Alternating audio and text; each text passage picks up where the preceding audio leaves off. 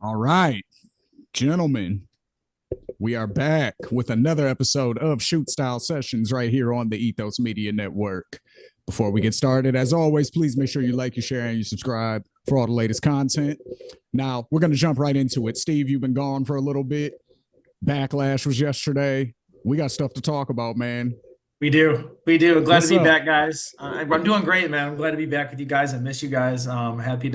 Happy to be back here on this beautiful Sunday. Yeah, Backlash happened yesterday. I think most of the matches went how we thought they would. There were no title changes. But I really liked the fact that they started the card with what I thought may not have been the best technical match, but I think it was one of the cooler fatal four ways I've seen in a long time.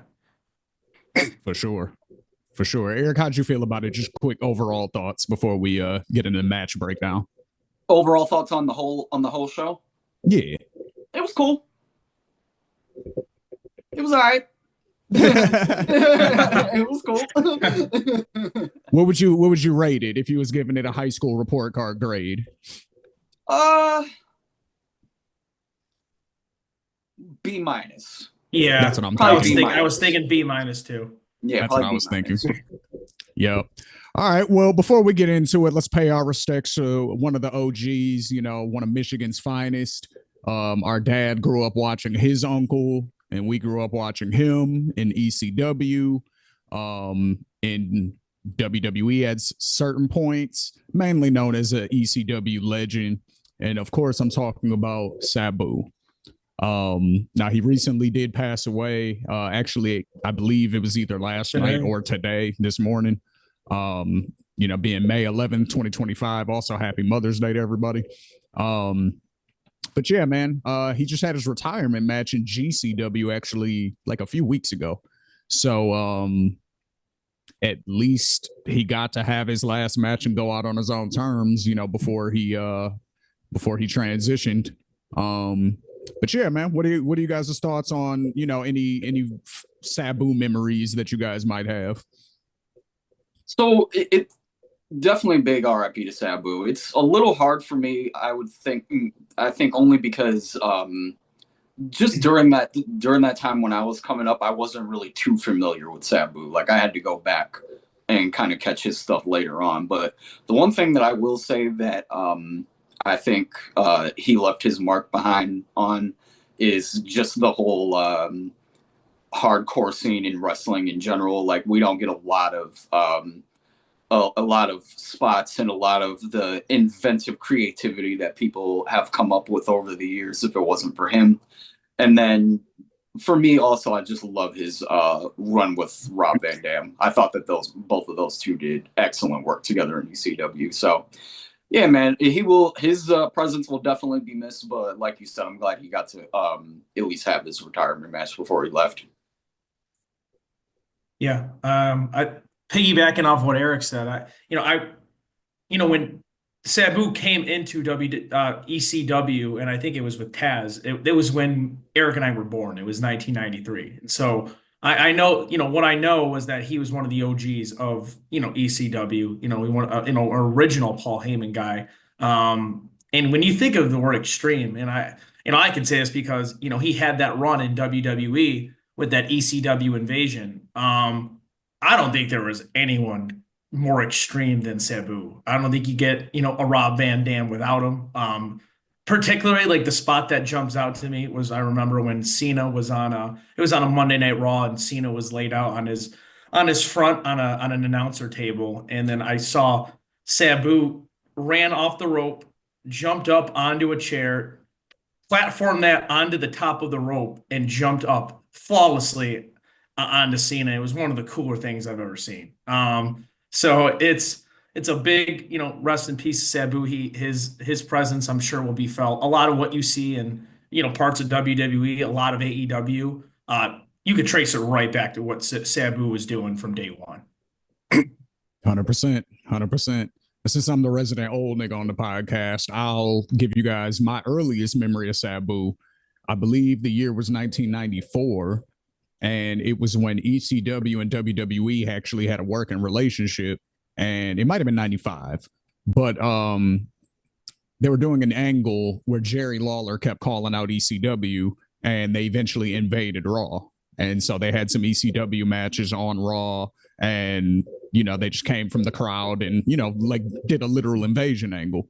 I remember Sabu was in the balcony and jumped off the balcony like onto a crowd of people, and at that time that was insanity. Like now everybody does it all the time, but back then, especially off of a balcony at the Manhattan Center, you remember the old Raw arena that it used to originally be in, off of the balcony from there onto some people. So it was incredible. Like if you remember the Harrison High School auditorium, it would be like jumping from that top row into the like you know what I mean? Yeah. So I remember stuff like that. Like I said, my dad, me and Eric's dad, he used to tell us stories about the Sheik all the time, the original Sheik.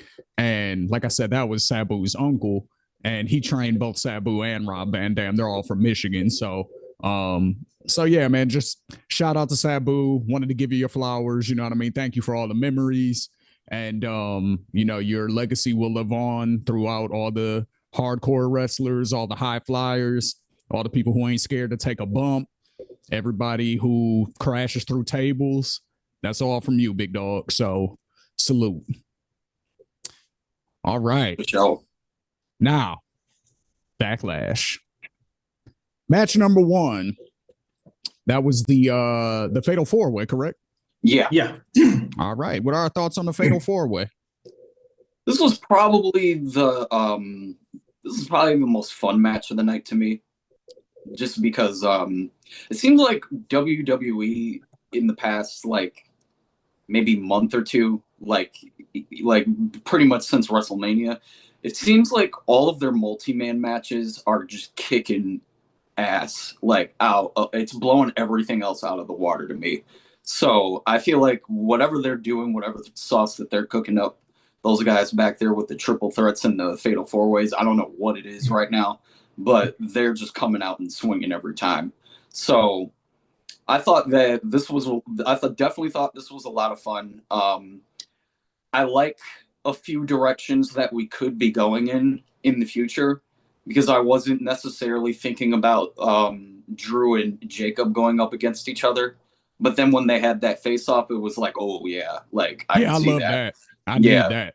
Yeah, we definitely need that at some point. So I was glad that they did that. I thought LA Knight was working his ass off during the match. It feels like ever since he's another one of those guys that it feels like he's been having a point to prove, especially ever since he lost the title. And I just think that he just continues to show out in ring every single time. That's a good point. That's a good point. I just want you to stay there for a second. Steve, what are your thoughts on that? It does feel like LA Knight has been stepping up his in-ring work specifically over probably the past month and a half, 2 months. Yeah, I agree with what Eric said. And I don't think and I don't think Eric was getting at this, but I think a lot of that really isn't necessarily LA Knight's fault. When he was champion, they weren't really giving him a ton to work with. For instance, what he's been given since losing at Mania to Jacob. I mean, even the SmackDown shows, he's facing the best. He's facing Priest. He's facing Fatu. He's in these matchups that he really wasn't getting all the time as U.S. champion for whatever reason. But I do agree with Eric's overall point that since he's been on the chase, I think he's turned it up even a little bit more with his work, and it's been awesome to see. LA Knight's, I think he's become elite. 100%. All right, keep going, Eric. The only spot of the match that I guess scared me, and I didn't even really realize it until after the fact, and then reports kind of came out. But the Damian Priest and Drew spot through the table, I did not think Drew hit his head that hard when I first saw it. It definitely looked like he hit his head, but you don't really realize how much harder he hit until you go back and look at the replays and then see some of the different camera angles that they shot. So I'm just hoping that he's good. Triple H did come out on the press conference and say that he was banged up, but that he should be fine. So hopefully that rings out true. But other than that, man, yeah, I just thought this was fun. I thought it was the right result. I don't think Jacob should be losing right away. And then the introduction of Jeff Cobb. That's definitely going to be interesting to see how that dynamic plays with Jacob, Solo, and Jeff, especially now that the Tongans are out too. Yeah, yeah, definitely. That's what I'm excited to see. I'm excited to see Jeff Cobb's relationship with the Tongans, specifically because of all the New Japan history. I wonder if they're going to incorporate any of that, with the Tongans being Bullet Club, and Jeff Cobb was part of United Empire with Will Ospreay, Kyle Fletcher, all those guys. So I'm wondering if because they mention New Japan like way more now than they used to. Like since Triple H has taken over, like they'll say New Japan. You know what I mean? So right. I'm wondering if they reference that history. But Steve, so with the Drew Damian feud, like I know you weren't a fan of it, and then at Mania you kind of were coming around to it, but you felt like it was over, right? And clearly it's not. No, clearly it's not. Yeah. So what's your opinion of it now? Especially with Drew being hurt. I think they gotta just move on. I get that it's been fun to watch, and I thought like the Mania match, a lot of people were giving shit to it. I personally thought it was great. By the way, another match where Drew and Damian were putting their body on the line for 30 minutes. And so I feel like you kind of just got to keep it moving. I mean, Damian, I actually will give him a ton of credit. He was great yesterday. The crowd popped for him. So clearly there's inroads he's making with becoming a household name. I think it's going to benefit both of these guys. First with Drew, kind of getting elevated to the WWE title picture, or at least the Money in the Bank picture. And then Priest, even if he's in the same Money in the Bank match, like there are other talents. It's SmackDown. Like, keep it moving. We've already established that these two don't like each other. Great, they don't like each other. It doesn't mean they have to feud every single pay-per-view. Yeah, I'm with that.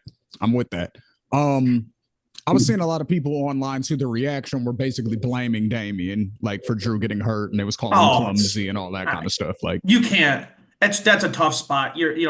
The chances are when a spot like that happens, something could happen. So I would imagine Drew probably won't hold Damian responsible. The one thing I wanted to add before we move on to the women's match, which was a banger in and of itself, was the Solo Jacob future feud.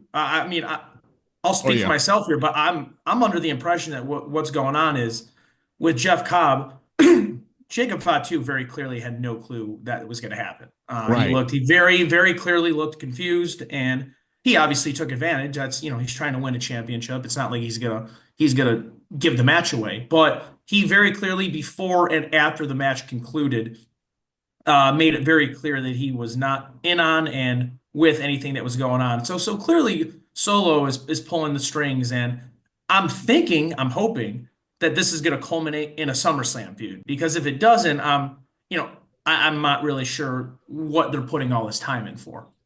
I definitely think what they're planting the seeds for the official Jacob face turn. Like, because everyone treats him like a face as it is. Everyone loves him now, but he hasn't changed really his character, and he doesn't necessarily have to, but he's one of those guys where it's just like, as whoever he's aiming at is going to depend on if he's a good guy or bad guy. Like if he's going at, Cody, for example, then he's the bad guy. But if he's going at, Solo, then he's the good guy. You know what I mean? So I think this is the official face turn that we're starting to see, because Jacob's not with it. He's probably going to replace Jacob with Jeff Cobb as like his new enforcer. Jeff and Jacob are probably going to have issues first, and then that will lead to Solo. And then realistically, the Tongans can go off and just be a tag team. Like they don't even really which they were for real. Yeah. Right. Yeah. So I'm curious to see where that goes too, though. Yeah, I agree. I agree with everything you said, Steve. Eric, this was your match of the night. So you talk about it. Becky and Lyra. I think I agree with you that it was match of the night, but you said it before I did. So yeah, this match really surprised me. For a few reasons. Definitely just to skip to the end before I go through the match or anything, but just to see Lyra retain, I don't think anybody really expected that. But I No, like that. Well, yeah, Steve actually, I Steve will did. say, Yeah. Steve did call that Yeah, one. not many did though. Yeah, but not many expected that. But I actually like the switch up because it feels like we went into Backlash knowing that it was a very, very predictable card. And so I think with that one in particular, they just kind of went back to the drawing board and said, okay, let's do something a little different here and let's kind of really stretch this feud out because now this feud is definitely not over. And I'm kind of appreciating that because it's going to give Lyra more time to develop her character during these like weekly promo sessions and stuff like that. It's going to give her more time to do that. We already see that she's really, really good in the ring, so that's not even up for debate at this point. But I think people are starting to really gravitate towards who she is now, and I think elongating this feud and keeping the title on her, and then maybe Becky winning it like later down the line at like Saturday night's main event or SummerSlam if you want to stretch it out that long. I think that not only does that still elevate the title, but it also elevates Lyra in the process of elevating the title. So yeah, I really enjoyed everything that they did in there, and I think for all the Becky Hogan people that were out there with that narrative, that narrative was quickly shut down after this match. But yeah, I thought like I said, match of the night for sure. Yeah, no, it was great. And I kind of agree with the direction they're going as far as, because this is how I see it. I see they'll probably have a rematch. Becky will win the rematch probably by cheating. You know what I'm saying? One, she's a heel. And two, the story that they're telling is Becky can't beat Lyra, even though she's the protege, because she beat her for the NXT title. And now she's beat her to retain the Intercontinental. And to my knowledge, those are the only two times, at least in WWE, that they've ever wrestled. So if that's the case, that's the story they're telling, that Becky can't beat her protege. So if she has to cheat to win, that continues to put Lyra over because she didn't lose honorably. She didn't lose clean. You know what I mean? It gets Becky over more as a heel. And then, so I see that maybe happening at either Saturday Night Main Event or maybe Money in the Bank. And then you run the third match where Lyra probably wins the belt back. I see that at SummerSlam. I keep forgetting about Money in the Bank being before SummerSlam. That's why I omitted that. But yeah, you're right. And Night of Champions, low-key. Night of Champions. And Night of Champions. Too, so. Yep. I love this match. I thought, I'm gonna come with some of my beef of what WWE's doing on particularly the fourth and the fifth match of this card. But as for the match opener, the U.S. title picture, this match, and then we'll cover in a second the Intercontinental Championship. I don't think WWE could be writing this stuff any better. Lyra, my issue with her, and it really wasn't her fault for the preceding weeks and months before Becky entered the fray, was that she didn't have any time to talk. And we just didn't know who she was beyond, she won this championship in a tournament and she seems to wrestle, very well, but Becky has brought it out of her, and combine that with the time that Lyra's been getting on the mic, I think she's really good. She's got more room to grow because she doesn't have much experience, but I think she was she brought up very straightforward points. They were true with regard to Becky. Becky sold it like a champ. And again, yeah, like Eric said, a lot of people thought going into this, especially with Becky being made to lay on the previous Raw, that Becky was gonna win this match. And there were a ton of times during this match that I'm sure a lot of people did think it was going to happen. I thought both women looked great in the process. I thought it would have been wasted if Becky ultimately won this match. And the reason I say that is because you're just starting to get Lyra over as a character in addition to what she's been doing as a performer. Don't stagnate that now, because Becky will get her lick back at some point. She doesn't need it right now. She's Becky Lynch. and she looks the exact same coming out of this match, win or lose. So give the win to someone who really needs it, and it seems like it's worth doing it for. Yeah. She's really a super worker, and that's what I was saying to Eric yesterday, or yeah, yesterday. I was like, that was a wrestling match. Like there was so much technical wrestling in that match, and they really, for the most part, kept it in the ring. It was just a lot of like exchanges and counter holds and chain wrestling, and like it was like a really just technically sound match, and that's what made it so entertaining to me, because it was like they went into the match both like trying to prove that they were the better wrestler, and then by the end of it, Becky was like just trying to win, and Lyra. Going to what you're saying, Shane, I agree with all that. And Triple H, who I'm sure has seen a bevy of women's matches, going back to when he was running NXT to now, he said in his presser that was, quote, the best women's wrestling match I've seen in a long time.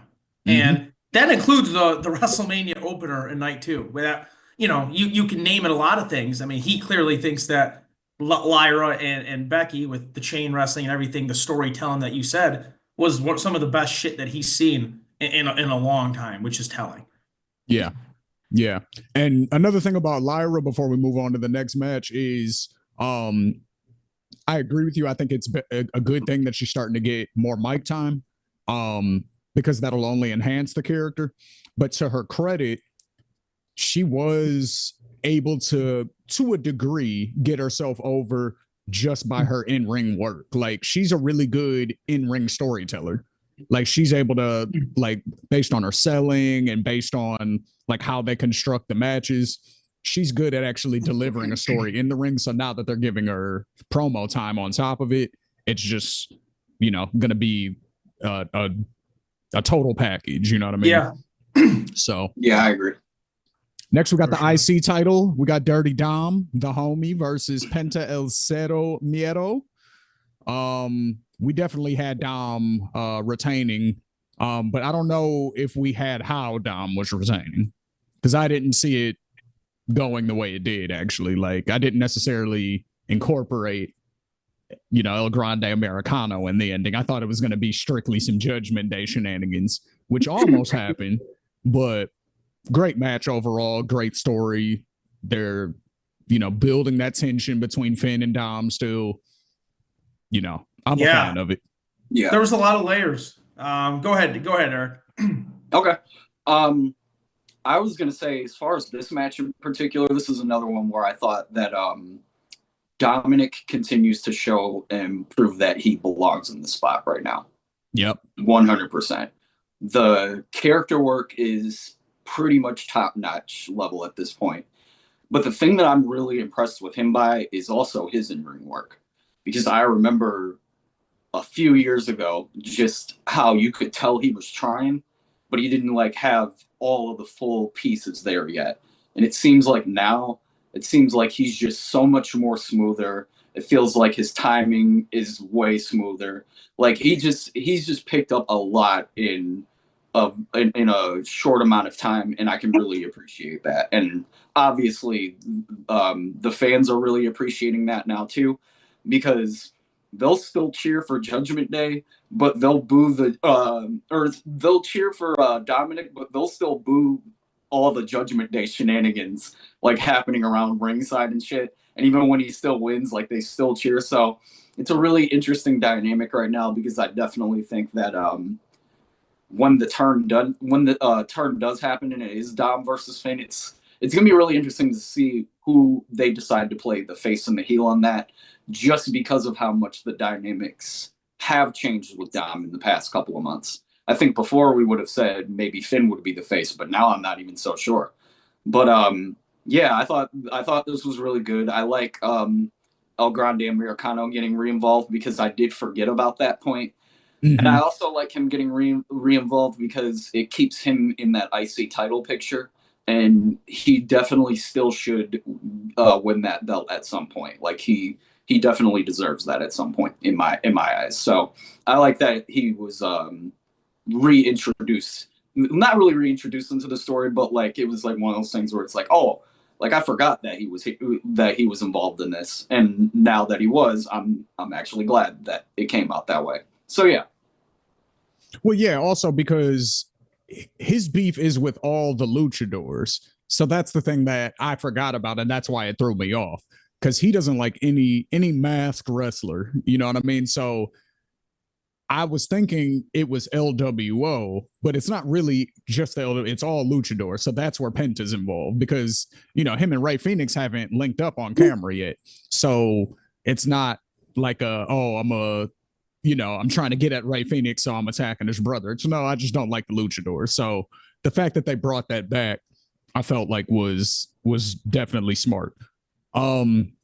What do y'all think about the whole face heel dynamic in WWE right now? Because from what I can see, it seems like genuine heels are the ones who are getting the loudest cheers at this point.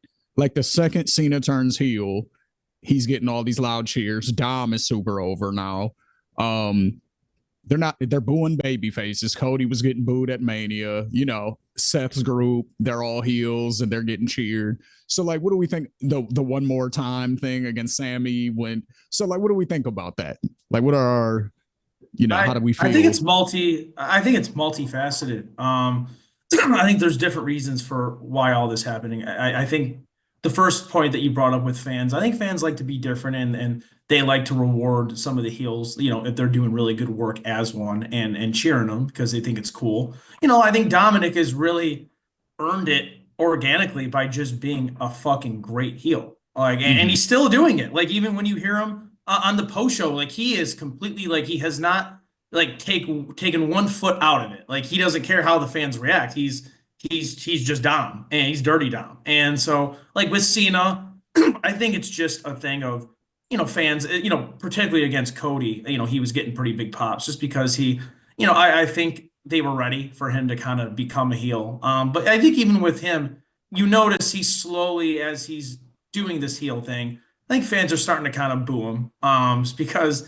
his actions are benefiting of it. But I think you're right. Like with the fans, like when a heel has really, when the time and the place is right for a heel and they've done really good work as a heel, fans just love it. And even kind of Jacob Fatu, fits that. But I think it's way more than him being a heel for him. I think Jacob Fatu is just really fucking good and he's electric and fans just caught on to it. Yeah, I agree with that. I think with Jacob too, it was a little bit of he was one of the people that people knew who he was because they were waiting on him to come to WWE. It was like, okay, he's clearly the next, out of the Samoan dynasty. We're just waiting on. It's almost like how Zilla is right now. People are just waiting for Zilla to sign, and they're like, all right, So I feel like Jacob had that, and then when he came, and he didn't really water down his style at all. Like he's still doing all the same shit he was doing in MLW as far as his move set and stuff like that. He's just playing to the crowd more. I think that's the thing that WWE has probably worked on him with was, his character in that regard, as far as playing to the crowd and doing the hyphy dance and all that kind of stuff. Like he wasn't doing that necessarily on the indies, but all of the moves that made him who he was, he was allowed to keep all that basically. So I think he came in over, got himself more over, and then he was only a heel because of the group that he joined were heels. Like he was really just loyal to his family, if you think about it. You know what I mean? Like Tama Tonga was kind of a heel because he, came out and beat the shit out of Kevin Owens and, you know what I mean? Made him bloody and all of that stuff. Jacob was just trying to essentially be loyal to his family and, he was just crazy. So, One bow I want to wrap around the Dominic Penta match was because I don't think we've really talked about it yet. I thought that was Penta's best match, like all around in WWE so far. I thought that match, beyond all the storylines with Finn and then obviously El Grande Americano at the end, I thought the match was excellent. It was only 9 minutes, and probably 3 of those 9 were angles being ran as opposed to the action. But the action itself, I thought was excellent. I wouldn't have minded if that match was double the length. I thought the story was being told well. I thought the match itself was electric. And Penta's just money, man. I'm really starting to come around on him. Not that I had an issue with him before, but he's he's just all around. He's got his character. He can even kind of talk, even though he doesn't really speak English. But Penta's the man. I think he showed something that I think he'll be a future Intercontinental or U.S. champion. Oh, for sure, for sure. Yeah. I also like the fact that they're allowing the non-native English-speaking wrestlers to speak in their language during promos, because it allows that intensity and it allows for, you know, that passion to actually come through, because they're just, you know, going off the cuff in their own language, so they can say things how they would naturally say it, you know, versus having to like translate in your head before you know, say whatever it is. So it may not be as impactful. You know, like when Io Sky speaks English, it's not very impactful. But when she goes on her Japanese promos, I'm like, let's go. You know what I mean? So yeah. All right. Yeah, definitely. Yeah, I did. I love the Dom Penta match though. Also, I love luchadors though. You know, if you're a lucha wrestler, you're probably one of my guys, or lucha style. So, all right, Steve, match number 4. Gunther versus Pat McAfee. Talk to me. So Gunther beat Pat McAfee by technical submission in 14 minutes even. I've had a chance to kind of stew on this match. And the one acknowledgement I'll give is some of the points Eric gave to me yesterday, in that Gunther didn't no-sell a lot of what Pat did. And overall, even though it was 14 minutes, it was, I won't sit here and say it was a back and forth match. It was kind of it was dominant. But here is where I've kind of found my issue with it the most, is the storytelling with this whole thing doesn't make sense. And the reason I say that is Gunther just 5 days ago, or 6 days ago, it was on Monday, in his promo with Pat had basically accused him of losing his last 2 WrestleMania title matches because he overlooked the competition and he really was cocky and took his mind, you know, his eye off the ball, and he lost. And so Gunther responded to that promo basically by saying, "You have my undivided attention, and there'll be nothing to keep my arms from being around your throat." Basically saying, I'm zeroed in and I'm going to beat the shit out of you. So then why on Saturday, yesterday, do we then have Gunther go back and doing the exact same shit that he said he wasn't going to do? Right. That's my issue, is we're now making probably the most dominant champion in the company out to kind of be a clown, and at the expense of a commentator. And also, and this is just like small details that I have issues with, and we'll talk more about those small details in the main event, but I don't get where it's okay that your lead play-by-play commentator can just leave his post that he's getting paid to commentate on, and then hold the guy's leg down. Like, I get it. I'm not asking for Michael Cole to real life be fired, but wouldn't in storyline there should be some sort of discipline for cheating in a match? You bring up some really good points, man. Like when you break down like that, there's probably more I can bring up, but like it's like that's the crux of it. Is some of this shit is just so sloppy. It's almost like WWE thinks like they flesh out, they put an idea out there, and I'm sure it's probably creative, but then they don't flesh out of like, okay, if we do this, then who's calling the play-by-play? If we do this, why did we have Gunther just say, "I'm taking you seriously and I'm going to beat the living shit out of you"? And then he refuses to pin the dude when he could have pinned him in 3 minutes. These are my issues. So, my issue on top of that, because I agree with everything you just said, my issue on top of that was, okay, yes, Pat McAfee is from the NFL and has had a few matches, but who were those matches against? It was against dudes like Adam Cole, who is like way smaller than him. So, okay, that's believable that Pat would be able to hang with him. Against Miz, who is way past his prime. Okay, that's believable that Pat can hang with him in a match.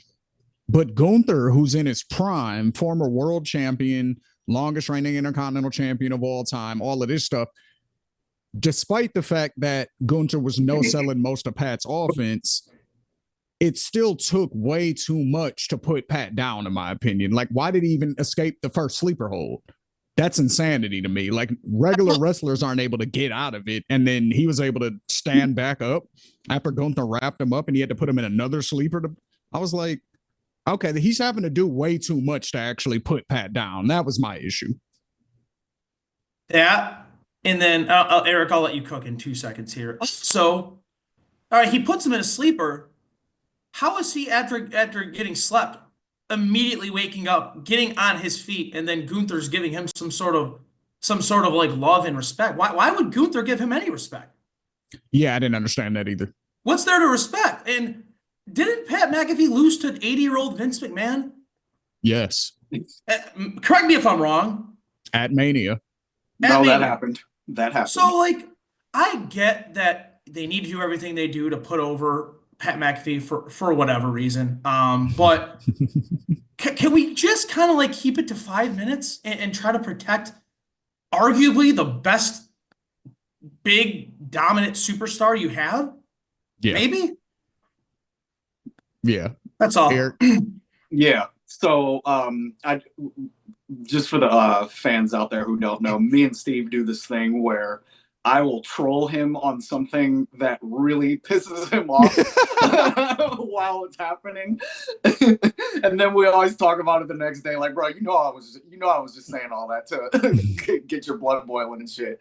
So here's what I'll say, because ultimately I agree with everything that Steve said. And with Shane's piggyback, Gunther is arguably one of the most dominant champions of the past like 5-6 years. Like you can put his stats up there with Roman's, and it won't be that far off. As far as I think he's been champion for 80% of the time. 80% yeah, of his career in WWE. Yeah, see, that's what I'm saying. So you put all of this stock into him for him to basically go back on a lot of the lessons that he should have taught himself when he said what he said to Pat out loud. Like you said, Steve, there was a lot of times where it felt like, even though Gunther said one thing and was like, basically, once I get you in that sleeper, it's over, there was still too many times where Pat was still given the option of having a strong offense and being able to get out of a lot of shit, when in reality it could have ended a lot sooner and it would have just made more sense. Now, especially when you have dudes like who wrestle every week and that's what they do, who are not able to escape these holds. Why is Pat McAfee able to? Yeah, like it's one thing if like Ilya Dragunov is able to escape one, right? You know what I'm saying? Like that's a different story. But yeah, Pat being able to look that strong, that was just a little much. I also didn't like the spot at the end of him trying to shake his hand, because I understand that Gunther thinks that the ring is sacred and that he shows his opponents respect every time, even after he loses. Like, that is kind of his thing. So I'm not mad at him doing that. But with Pat in this instance, it doesn't make sense to me. Also, couple that with the fact that Cole and Pat were basically cheating at a certain point. So At a certain point, the match was not even honorable at one point. It's like, no, you were trying to cheat to win. So yeah, I didn't like that part about it either. And the whole the mat is sacred thing, that goes into Steve's point more, where it's like, if anything, that should be why he didn't show him any respect at the end. Cause it's like, bitch, you ain't even a real wrestler. Like, this mat is sacred. You think you can come in here playing? No, I whooped your ass. Now get the fuck out of here. Exactly. Like, that should be Gunther's attitude. Also, like, and yeah, Eric, you made a lot of good points there. You know, Eric, Shane, you brought up the fans a couple minutes ago, and this part really confuses me. Just because, like, if you're watching television and paying attention, like, and it can't be just me that's picking up on this.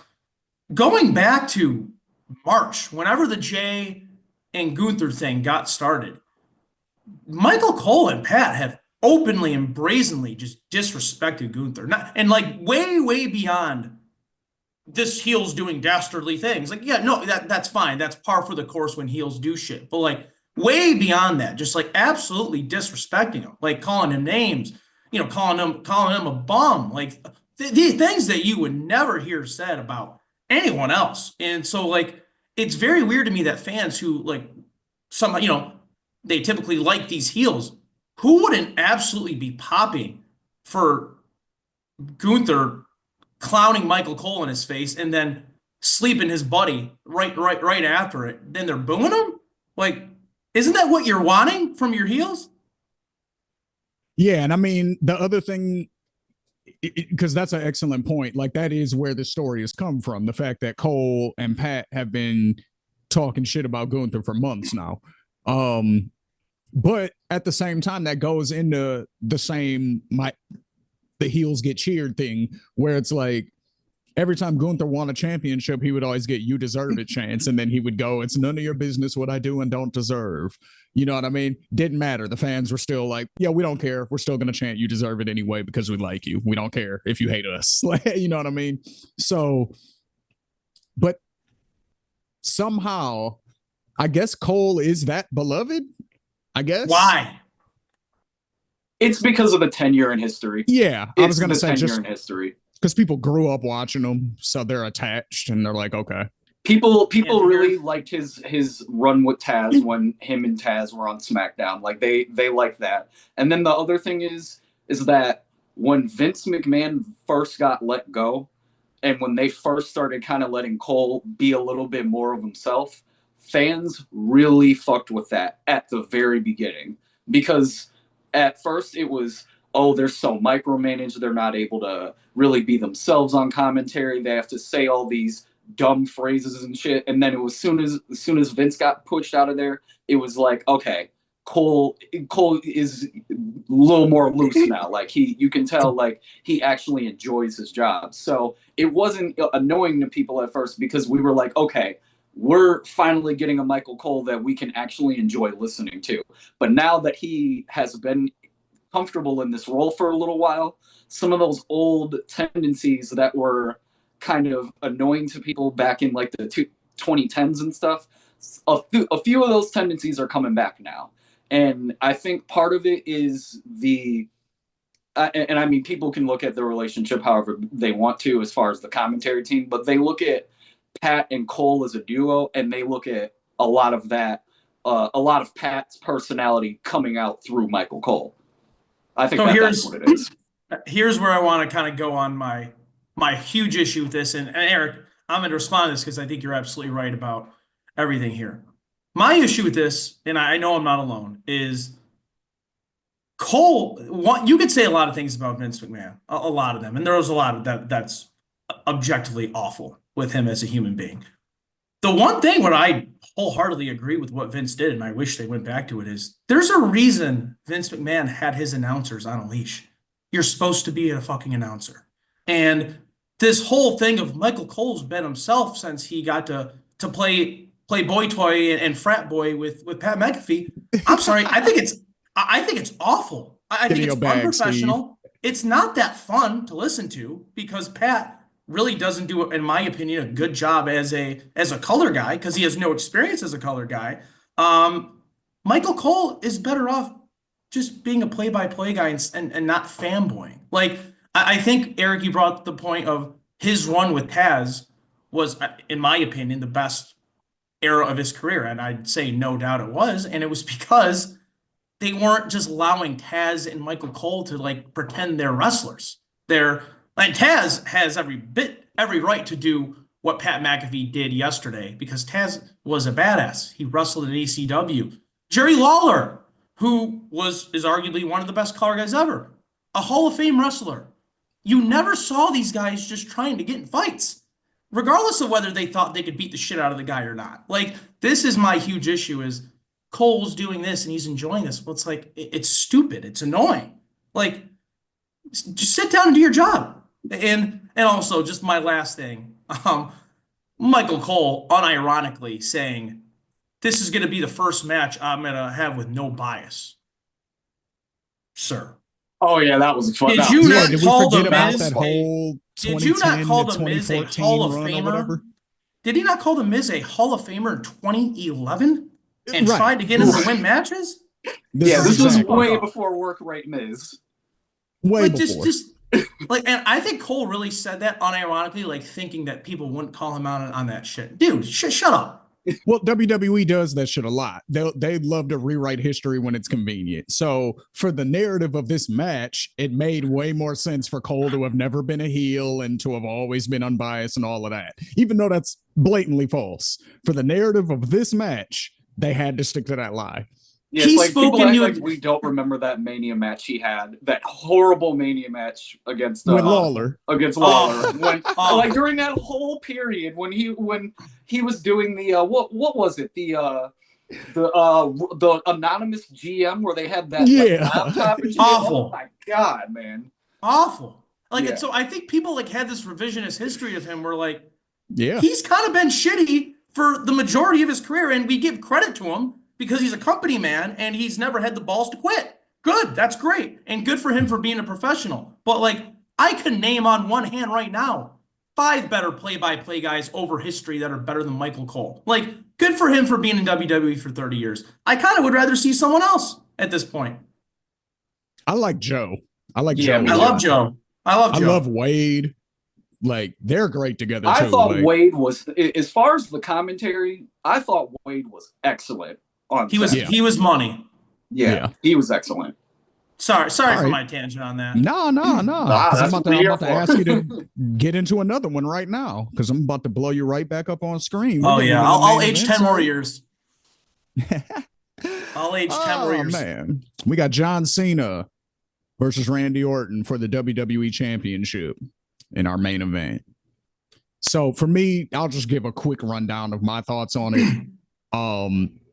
Obviously, the first several minutes of the match were just them exchanging headlocks. Now, I think they were trolling the audience when they were doing that, because part of the narrative about both They of them can't wrestle. is rest holds. You're right, and that they're boring and that, you know, they can't wrestle and they overly rely on rest holds.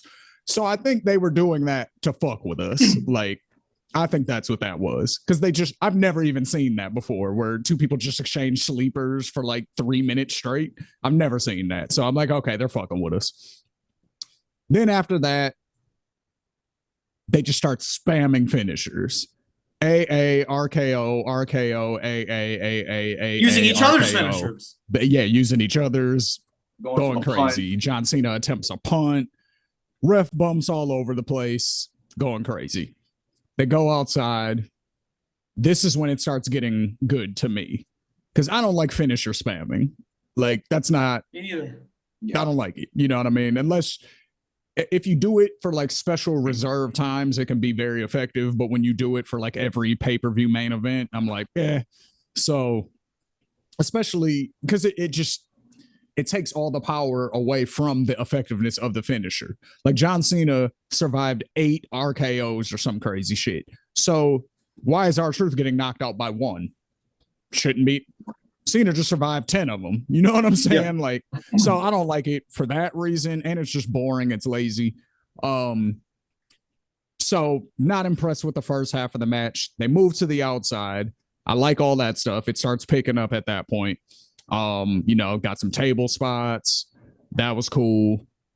They go back in, and then another ref bump takes place, and I've never seen this ever in my life. In the Me neither. 30 years I've been watching wrestling, never once have I ever seen the entirety of the locker room, as far as the, trainers and office, the general manager and all of those, like the staff and management they all ran out to check on this referee. I was like, I've literally never seen that before. Usually they just send another dude out, which is what they did with the first referee. So why don't you do that for the second referee? Weird. So then that allows for more shenanigans. Obviously, R-Truth runs out, blocks Randy Orton from getting this punt off. Orton RKOs him. Cena punches Orton in the dick.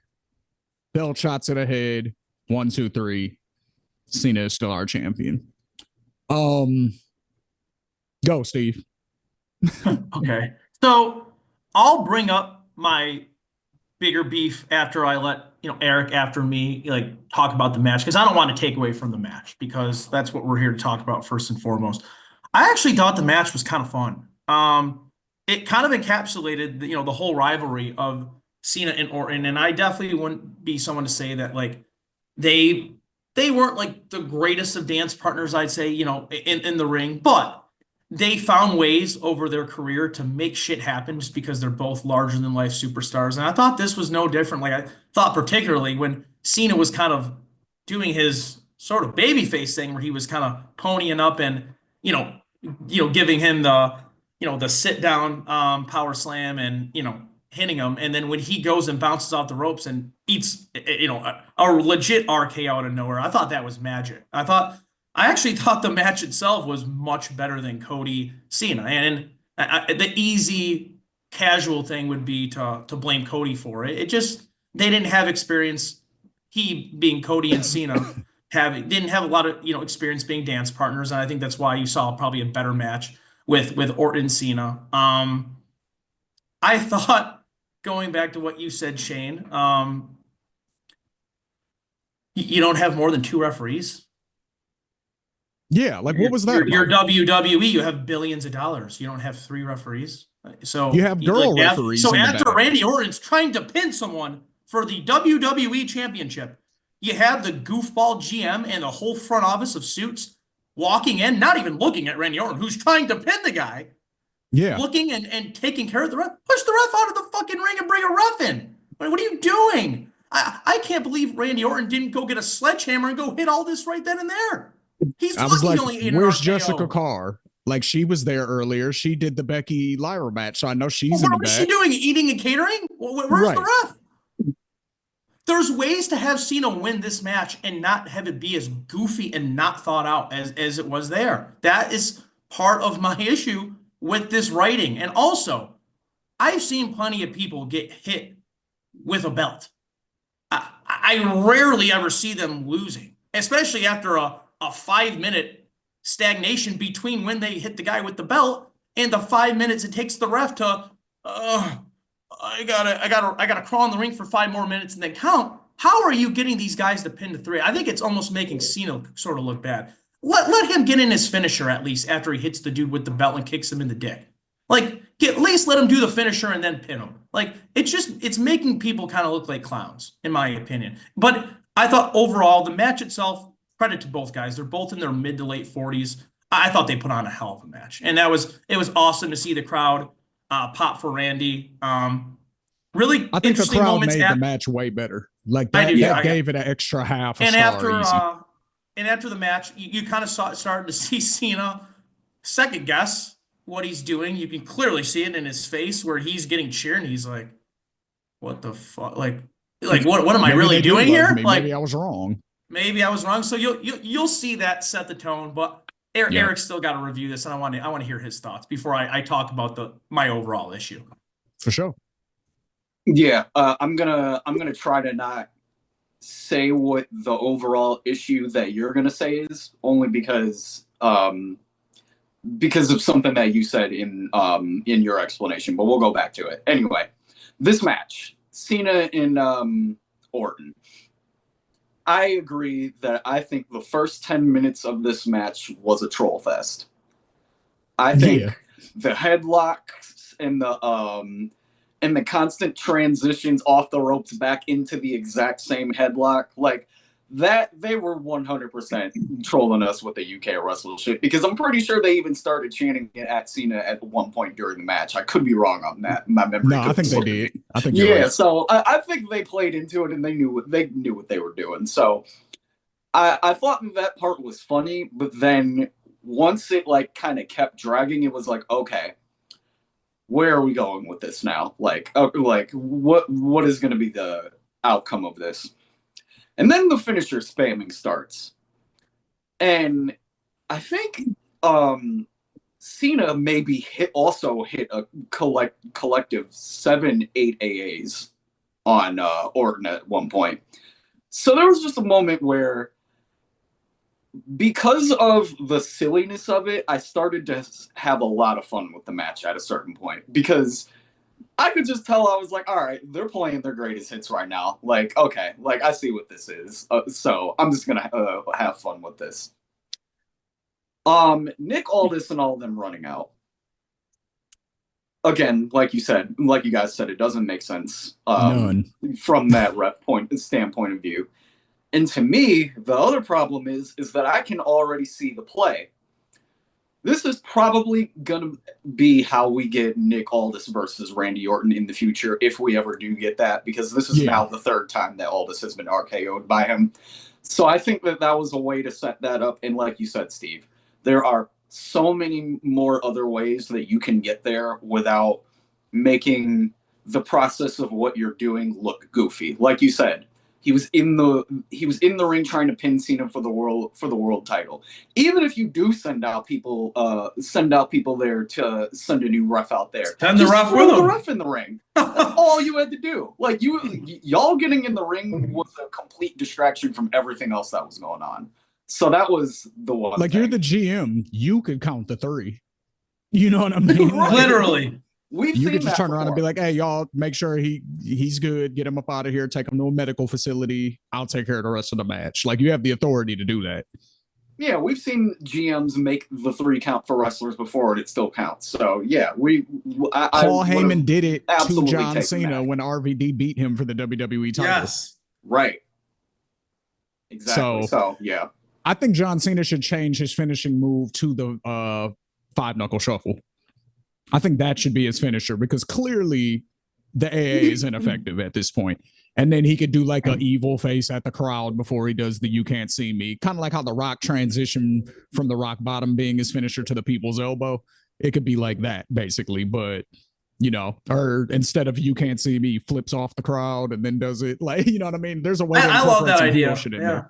I like that idea too, because here's my problem with hopefully this isn't saying anything that you're about to say, Steve. No, go ahead. But my overall problem isn't even really necessarily with Cena's heel run so far, because I think overall Cena's heel run has been pretty good. Like, it hasn't been knock out the park great like I think a lot of people thought it was going to be, but I also don't think it's completely horrible like a lot of people are saying either. So I think that that's a stretch. My biggest issue is with his finisher, with the nut shot and the title shot hit, because you are right, Steve. Throughout history, we have seen people get hit over the head with title 3-4 times before it puts away the wrestler. Like, I can think back to the Stone Cold and some of Stone Cold and Rock's matches when Stone Cold was like turning heel on the Rock, and it took Stone Cold like 3 different times to hit him over the head with the title belt with a chair. And you had to Stone Cold, when he turned heel, hit The Rock with a chair no less than 40 times, and he didn't get a pinfall. Yeah, exactly. To back up what you're saying, it's not even necessarily that the title shot in and of itself is ineffective. It's the way that it's set up. Because yes, a nut shot will take out most people, so I will give it that, with the nut shot being first. But I do like the idea of the 5-knuckle shuffle also being incorporated in there. You can still do the move and incorporate it into the finish if you want to really ruin professional wrestling. Like, I see why you're doing it like that, but I do agree that there can be a way where it's set up to where it's at least a little more effective on the person who's taking it. Yeah. All right, Steve, give us the overall rundown, man. What is the issue that you're seeing with the current WWE booking? So I don't want to give a broad paint stroke to all of WWE's booking, because I was just given a ton of credit to the first 3 matches on the card and how much I love it. I wouldn't change a thing. And let me be clear so people don't confuse me with someone from like the IWC. I don't think I could book this shit better than Triple H. There's a reason he's in the office.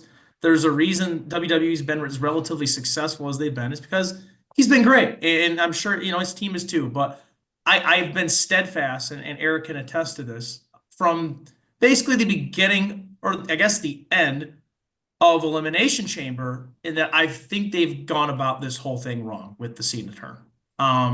From The Rock being there never following up on it, from Travis Scott being there, and then I guess they had to follow up on it to the detriment of a lot of fans that just wanted to see the match between Cody and Cena. I think they picked the wrong winner in the WrestleMania match. I will continue to say it. I think they made Cody kind of look like a clown, to be fair, with how he lost the match. Not the fact that he lost it, how he lost it. And then I think if you really wanted Cena's heel to kind of reach its crescendo, I think you have him lose that match to have him crash out more. Like I think now what you're seeing, and I'm not saying that Cena's doing a bad job. I've actually I really like what he's doing with what he's been given.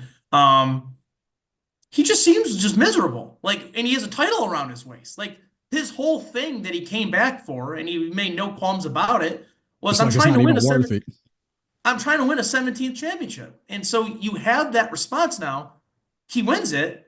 He doesn't even wear the title the right way. He's angry. He's legit miserable when he gets to the ring, which, again, I think it's cool because Cena's doing it well. But you could have booked this so much better, in my opinion, if you have him lose, frustrate him even more, and then realize you're not going to win the title without being John Cena, the dude who actually has to go and earn victories. Now you have him winning. He's unfulfilled, and I don't know, and again, maybe this all reaches a conclusion where it works out, and I'm sure Cena, I'm almost certain Cena ends his run in 2025 as a babyface, whether that's with the title or not. I think that's what I was gonna say.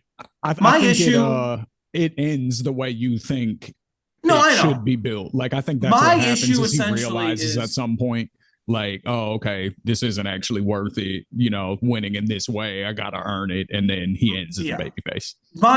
My main issue, just to kind of bring it around, is you're looking at the matches like the IC, you're looking at particularly a match like the Fatal 4-Way for the US title, and you're looking at the talent in it, and you're kind of thinking, at least I am, well, this is kind of the most important belt on SmackDown. These are the best guys in it. No offense to Randy Orton and John Cena. Their resume is better than all those dudes, but they're 50. And I just feel like you're kind of lowering the value of what I thought was the most important championship in not only WWE, but supposedly the wrestling business. And we're getting main events now with John Cena and Randy, which is great. It'd be even greater if it was like, a non-title match where guys like Drew McIntyre, Jacob Fatu, LA Knight, I'm missing a couple guys. Roman Reigns isn't there right now, but like guys like that, top guys who have been top guys. Shit, Damian Priest. I'll give Damian Priest an inclusion in this sentence. He's been world heavyweight champion, but instead you kind of had to kowtow to give Cena his 17th at Mania, even though you could have done it at another pay-per-view, and you're kind of suffering the consequences of what's going on in the title picture of the most important title in WWE. That's my issue. Kind of book themselves into a corner in a way. Yes. Yeah. And see, to me, I totally agree with that as well. And that's why I think they need a either some sort of superstar shakeup or another draft that they actually stick to or something like that, because I think a lot of those guys that you just mentioned that are fighting for the US title right now could be fighting for the world heavyweight title over on Raw. And then that elevates the status of that belt. Because right now, the only true world championship caliber wrestler that has held that belt for any amount of time is Seth. Drew technically was the champion, but that doesn't really count. So it's like, really, it's just been Seth. Outside of that, you had Gunther, who was a new champion. So, you can throw him in, he's elevated himself up enough to be taken serious, I would say. Damien, sort of the same thing. Not as much as Gunther, obviously, but they moved Damien and Drew to SmackDown. Right. And then now you have Jey Uso, who I don't think people even right now look at as a true world champion, even with the belt.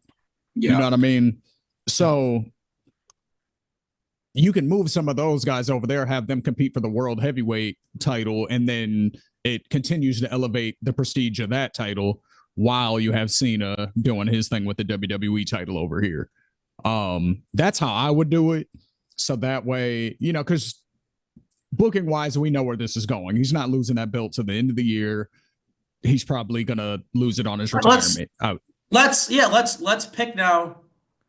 Let's go one by one. When do we think Cena loses it, and is he a baby face or a heel when he loses it? I would, you're based on what you're saying, Shane. If you think it's the end of the year, you're unequivocally saying some point in his run as WWE champion, he's going to I guess turn babyface with the championship. That's interesting.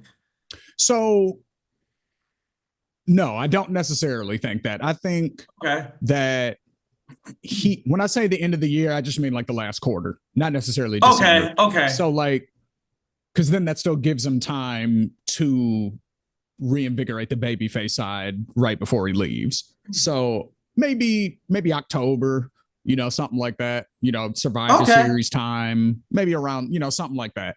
He'll probably drop the belt then. And I think that's when he tries to maybe do his redemption arc. And then he'll probably lose his last match to, whoever he wrestles. But it'll be honorable. Okay. Eric? Yeah, I'm thinking Cena is gonna probably drop it sometime in the fall, like Shane said, probably a Survivor Series. I'm not really sure if he's gonna be a heel or a face when he loses, because I think over time, like we've kind of been saying, like that face turn is kind of gonna organically happen anyway, because of maybe things that he starts to realize in his own heel run. He goes through his own character arc, and then you do the full redemption story, right when he's about to leave. But to me, it also all depends on whoever he drops it to. And as of right now, who's your pick? I think I have Cody coming back and getting his belt back and beating him for SummerSlam. It maybe SummerSlam, but I think they'll probably keep it on him longer than that. I think they'll keep it on him past SummerSlam. Well, it could be SummerSlam. That's actually a good shout, because SummerSlam is later in the year every year. It's late August. That's a good point. It's like September some years too, because they have 3 pay-per-views between now and then, right? They have PLEs if you include Saturday night's main event. So they have that, they have Night of Champions and Money in the Bank. So that's June, July, August right there. Yeah, that's a good point. And the other thing, so SummerSlam is probably not going to be till September. The other thing I keep forgetting too is that SummerSlam is 2 nights this year. Also, yes. So yeah, they're gonna want to make that like a WrestleMania type level show. So yeah, now that the more I think about it, I actually could see Cena dropping it at SummerSlam now. Yeah, I could see that. Yeah, I think Cena's good. I think Cena's gonna lose it at Money in the Bank against Punk. I think that's possible. That would be really interesting. Because I do think Punk has owned Cena in their career. Like, and I think you could really make a case that losing to a guy like Punk, both for Punk and for Cena, helps him kind of realize that he's doing all this this evil shit for no reason. I think it just makes sense. Like I've been saying it for a long time. I don't think just because Cena won his 17 doesn't mean that the reign has to be that long. I don't think it should be. Would you rather it be somebody like Punk or something like that for story purposes, or would you rather it be like a newer person to Punk deserves it, get them over or whatever? I think Punk deserves the title at this point. Like, I think he's arguably the biggest star in the company, arguably. But like, I think it's just his time to run with it. Like, I think the fans want to see Punk weekly on television as champion. I agree. The only reason I'm pushing back a little bit is because I think Punk is gonna main event night 2 of Mania next year. SummerSlam or Mania, okay. Yeah, night 2 of Mania next year, because he got night 1, and then he came I get what on you're Instagram and was like, so maybe you guys keep moving the goalposts, so now I got to get night 2. So I think he's in that match. Okay. I don't know if he goes in as champion. Oh, I'd love that. I think maybe he does. I love a heel Punk going in as champion at night 2. I could see that. Yeah. So that's why I'm like, I don't know. I don't know if Punk does it and then holds the belt for that long, because Triple H loves his long title reigns too. So I don't know. Yeah, that's an there's a lot of places. Let's do this question. Who holds the belt longer, Jey Uso or John Cena? Cena. Oh, Cena. Oh, Cena, so for sure. Okay. Yeah, I think I'd probably have to go Cena too. When do you guys think Jey Uso's going to lose it? By that logic. Uh, Money in the Bank Money or in the Night Bank, of probably. Champions. One of those two. Against like Rollins? Probably. Yeah, He'll lose at the probably. summer. Because I think what they're doing there is I think Braun Breaker might win Money in the Bank. And then Seth. And he holds it till Mania.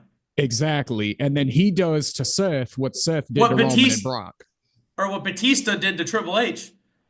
Or that, yeah. Yeah. Or they could not with the two, Money in the Bank. Yeah. You know, they could kind of sort of combine the two in a way. Because yeah, he could do Heist of the Century on Seth at Mania, you know, and Seth is basically thinking, no, he'll go after the other champion. I got this in the bag, and then Braun gets him. Yeah. So that's kind of where I see that going as of right now. So yeah, I don't know. And I want to ask one last question for you guys, because I wanted to get Shane, yours, and Eric's opinion. Do we think there's a fourth man in Seth Rollins' stable? Eventually, yes, I think so. Yeah. I don't if we had to guess right now, but I think that there will be one. If we had to guess, because I think it's all established, it'll probably be a SmackDown superstar. Who would your guess be? If it's a SmackDown superstar, because they've alluded to SmackDown. You know, you got to go to SmackDown. You know, they've given crumbs. If it's right now, I could see it maybe being Drew. I think it's Drew. I could see it being Drew, and if it's not Drew, then I think they maybe wait for KO to come back, and it could be KO, based on the same motivations, the exact same righteous heels. Yeah, I agree. Yeah, I do have another shout, only because even though he's in a tag team right now, they could always split that up later because this dude's been in so many tag teams before. But I could also see Carmelo Hayes possibly joining. Yes. If they're doing like an Evolution type of thing, or even like an Austin Theory or a Theory and Waller, if they're not going to break them up, like I could see them joining. Because they're all kind of the young crop of new talent, you know, that's all coming up together. And that's essentially what Evolution was. Yeah, and Braun and Mello have mad history, so they could play off that too. Yep. Yeah, definitely. Yeah, I agree. All right, fellas. Well, this was a good episode. Shout out to John Cena continuing his reign. This was also the 20-year anniversary of his album that we covered on the first episode, You Can't See Me. So go ahead and check out that episode. You know, we're going to get back to, you know, a little bit more of the normal routine next week with a little bit of AEW mixed in as well. A little bit more of the ring and the raps. You know, we're going to bring that hip hop connection back. But outside of that, fellas, wonderful episode. Steve, glad to have you back. Glad to be back. G, holding it down as always. Make sure that you follow us on Threads, on Twitter, wherever we're at. Follow us on Instagram at Slobin, at the Eric G Life, at Shane_ethos, and then follow all of us at Ethos Media Network. Till next time, this is Shoot Style Sessions. Peace.